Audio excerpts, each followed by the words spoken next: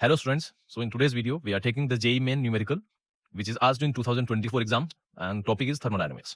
एक बार पहले क्वेश्चन पढ़ते हैं. Select the correct option for free expansion of an ideal gas under adiabatic conditions.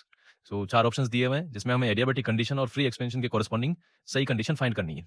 तो बच्चों अगर हम adiabatic कंडीशन की बात करें तो in an adiabatic condition there is no heat exchange between system and surrounding, right? और due to that Q will be 0. तो heat exchange तो कितना आ गया? 0 आ गया. अब बात करते हैं फ्री एक्सपेंशन की. तो उसको समझने के लिए ये हमने कंटेनर ले लिया.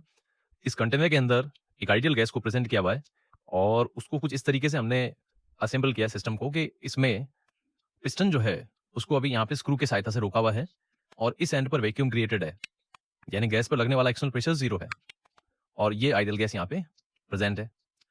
ये पिस्टन जो है ये मासलेस और फ्रिक्शनलेस है. अब जरा सोचिए अगर ये स्क्रू रिमूव हो जाए, ये दोनों जो स्क्रू हैं ये हट जाएं, तो खुद सोच के देखिए क्या होगा. अंदर जो गैस है उसका कुछ प्रेशर हो गई होगा और एक्सटर्नल प्रेशर 0 है, तो मतलब गैस का प्रेशर ज्यादा, तो गैस क्या करेगी? पुश करेगी और स्पॉन्टेनियसली एक्सपेंड हो जाएगी वैक्यूम के अंदर.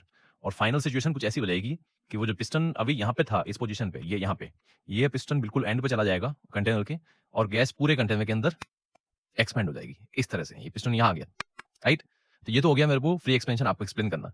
अब बात करते हैं वर्क डन की. तो work done equals to minus of P external into change in volume. अब अगर एक्सटर्नल प्रेशर ही 0 है तो वर्क डन तो 0 आएगा. इसका मतलब वर्क 0 और हीट एक्सचेंज एडियाबेटिक की वजह से 0 हो गया. फर्स्ट लॉ ऑफ थर्मोडायनामिक्स क्या कहता है बच्चों कि change in internal E equals to heat exchange plus work done.